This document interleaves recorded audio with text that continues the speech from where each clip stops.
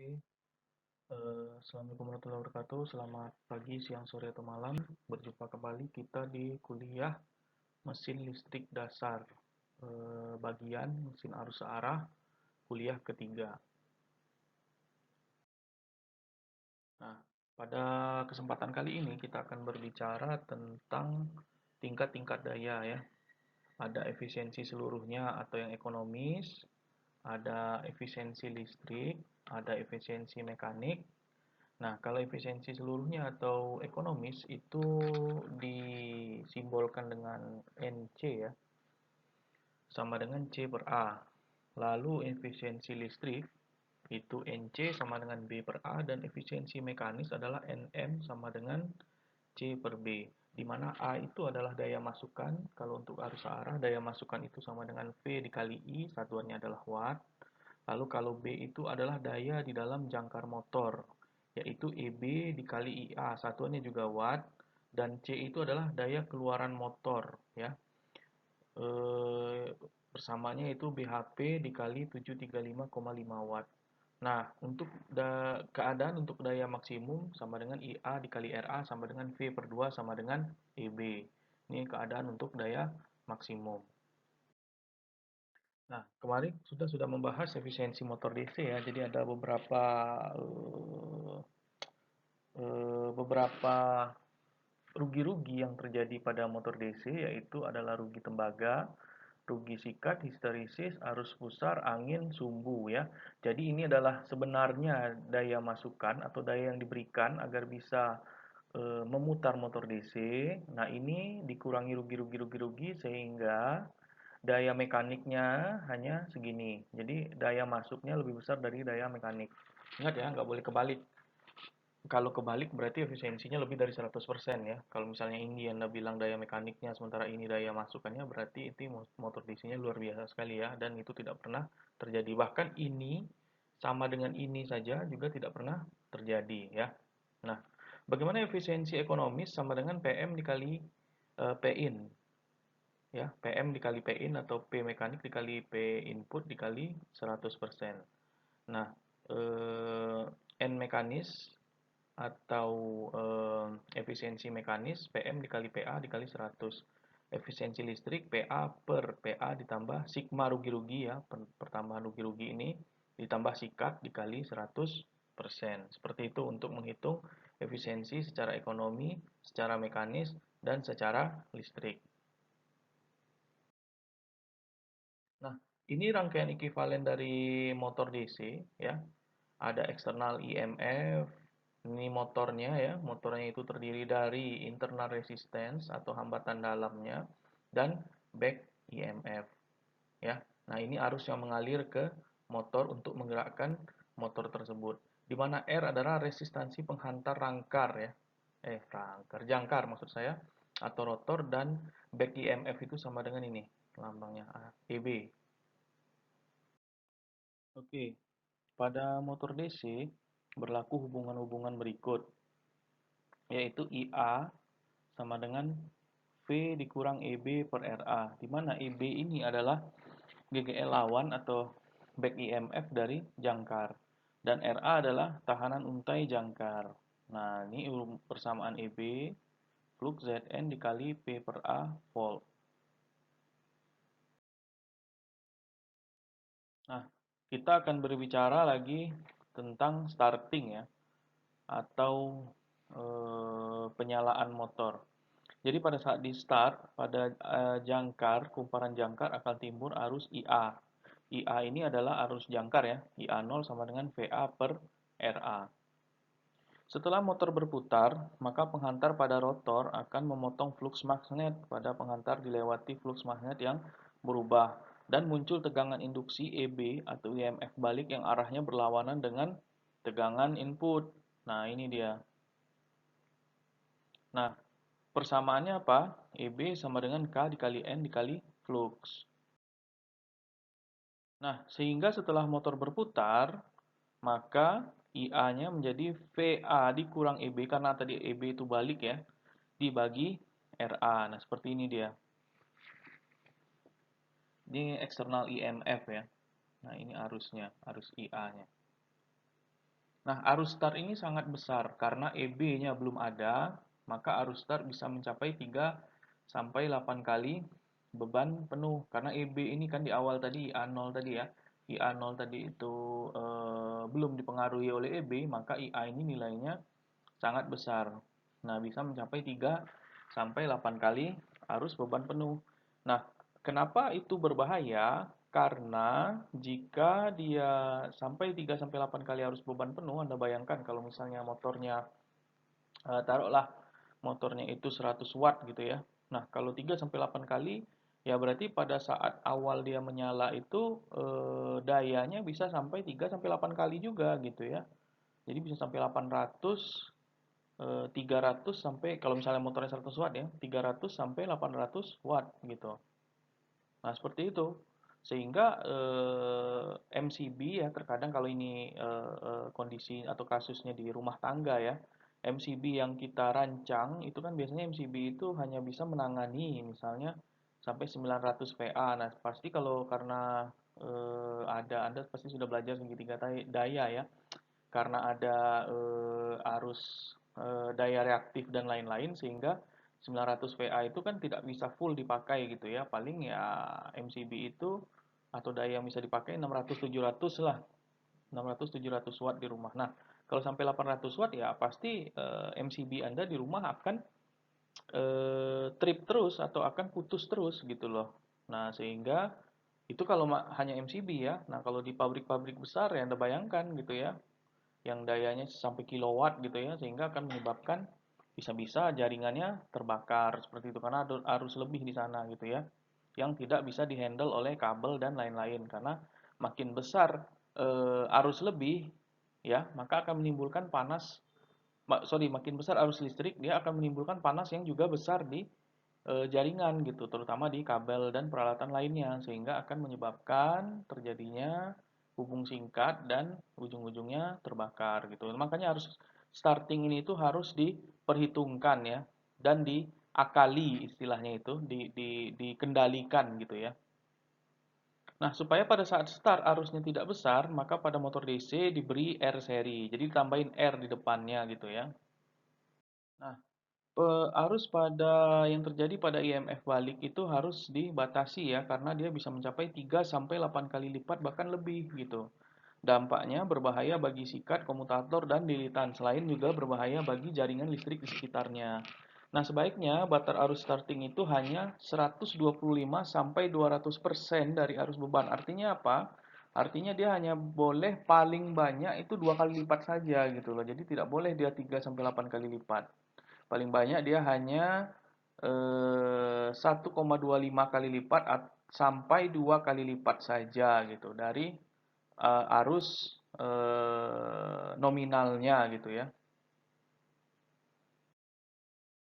Nah, ini contoh pemasangan R seri sehingga arus menjadi kecil sesuai dengan persamaan berikut ini ya.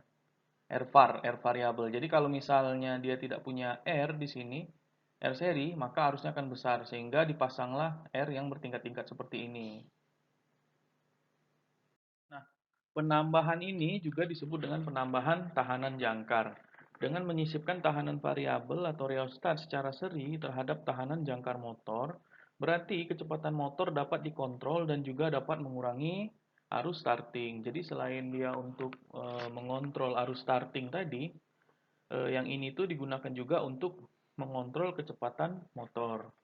Nah, penambahan rheostat mengurangi kecepatan di bawah kecepatan nominalnya. Tapi itu tadi efeknya ya, kalau misalnya kecepatan motor itu 300 rpm misalnya 300 rpm rotasi per menit, itu dengan Anda menambahkan rheostat makin banyak R-nya yang Anda serikan dengan tahanan aslinya, maka kecepatannya bisa turun sampai mungkin di bawah 300 rpm gitu ya, mungkin 100 rpm, 200 rpm seperti itu.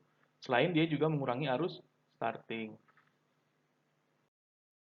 Nah, ini bagaimana cara kita menghitung tahanan serinya. EA sama dengan VT dikurang IA dikali RA tambah RS. Nah, di mana misalnya EA-nya 0, VT sama dengan IA RA ditambah RS. Sehingga, ini ya, ini pindah ke sini. Sorry, ini dulu pindah ke sini. Nah, baru ini pindah ke sini sehingga RA Ini ya, ini pindah ke sini sehingga RA tambah RS sama dengan VT per IA. Sehingga RS itu adalah VT per IA dikurang RA. VT dan IA adalah tegangan jangkar nominal dan arus jangkar nominal. Nah, contoh kasus ya, contoh kasus atau contoh soal. Misal diketahui data motor VT nominal itu 240 volt, IA nominalnya 35 ampere, RA-nya itu sama dengan 0,330 ohm. Nah, bagaimana menentukan R serinya? RS sama dengan VT per IA dikurang RA sama dengan 240 per 35 dikurang 0,330. RS sama dengan 6,527 dalam ohm ya, dibulatkan menjadi R seri sama dengan 7 ohm. Lalu pengubah sumber tegangan. Mengubah tegangan yang diberikan pada rangkaian jangkar adalah merupakan model pengendalian tegangan jangkar. Dengan menambah atau mengurangi tegangan jangkar, kecepatan motor akan naik atau turun secara sebanding. Pengaturan tegangan jangkar dapat dilakukan dengan menggunakan autotrafo yang dirangkaikan dengan penyearah. Jadi tegangannya itu bisa diatur ya menggunakan autotrafo. Nah, gambar berikut pengaturan tegangan dengan auto transformer seperti ini ya. Jadi auto transformer itu tuh dia belitannya itu bisa diatur sehingga tegangan yang keluar dari si trafo ini juga bisa diatur untuk mengatur pemutaran dari motor dan juga arus starting. Nah, kita berbicara sekarang kecepatan ya. Motor DC dapat juga berfungsi sebagai generator seperti yang kita sudah pernah sampaikan di awal kemarin ya. Jadi motor DC pada waktu berputar dia juga menghasilkan tegangan atau GGL balik EEB, di mana EB ini sama dengan ini flux dikali P dikali Z dikali N per A ya, di mana K sama dengan Z P per A, EB sama dengan K flux dikali N, dan N sama dengan EB per K dikali flux sama dengan N sama dengan VT dikurangi A dikali RA per K dikali flux, dengan N adalah kecepatan motor dalam RPM. Oke, sekarang kita berbicara tentang regulasi kecepatan.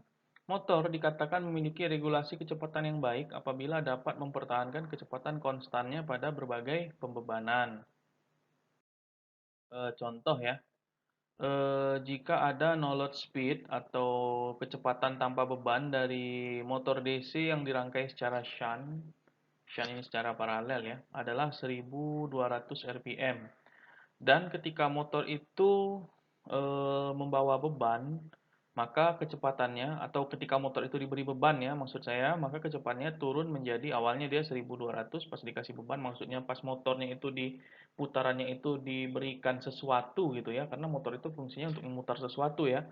Nah, diberikan sesuatu, misalnya dihubungkan ke konveyor gitu ya, maka kecepatannya turun menjadi 1120 rpm, turun sekitar 880 rpm ya kalau saya tidak salah. Nah, bagaimana cara menghitung speed regulation-nya? Nah, speed regulation itu sama dengan no load speed atau kecepatan tanpa beban dikurang full load speed atau kecepatan dengan beban dibagi no load speed sama dengan 0,667.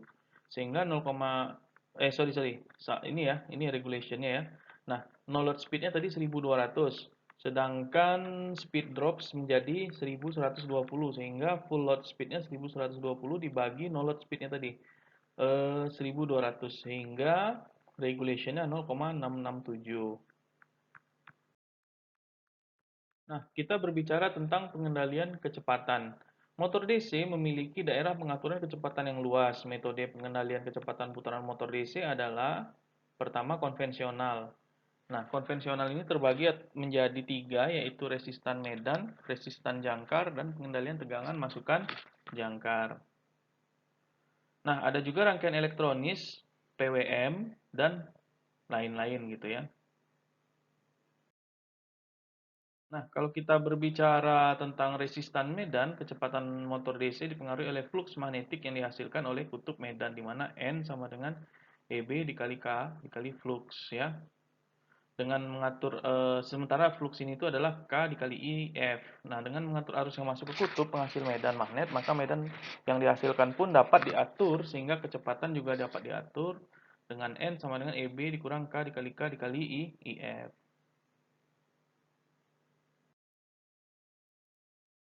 Nah, kalau kita berbicara pengaturan kecepatan motor DC, maka kita akan bicara pengaturan flux magnet. Nah, di mana pengaturan flux magnet itu persamaannya adalah sama dengan N sama dengan VT dikurang IA dikali RA per C dikali IF ya. Jadi yang diatur itu adalah flux magnetnya gitu ya dari gambar ini gitu. Nah, kecepatan putar motor DC minimum jika arus IF minimum. Nah, rheostatnya maka nilainya maksimum. Ini rheostat tuh ya. Rheostat itu. Nah, eh, kelebihannya adalah pengerjaannya mudah, murah, dan panas yang dihasilkan lebih rendah. Nah, ada lagi resistance jangkar. Kecepatan motor DC dipengaruhi juga oleh back EMF, sedangkan back EMF dipengaruhi oleh putaran juga dipengaruhi oleh tahanan jangkar, di mana RA ditambah R var gitu ya. Di mana EB sama dengan VT dikurang IA dikali RA tambah R var, sehingga N sama dengan VT dikurang IA RA tambah R var per K dikali flux. Dengan mengatur resistan jangkar, maka RA tambah R var, maka putaran juga dapat diatur. Nah, pengaturan kecepatan motor DC yang selanjutnya adalah pengaturan arus armatur.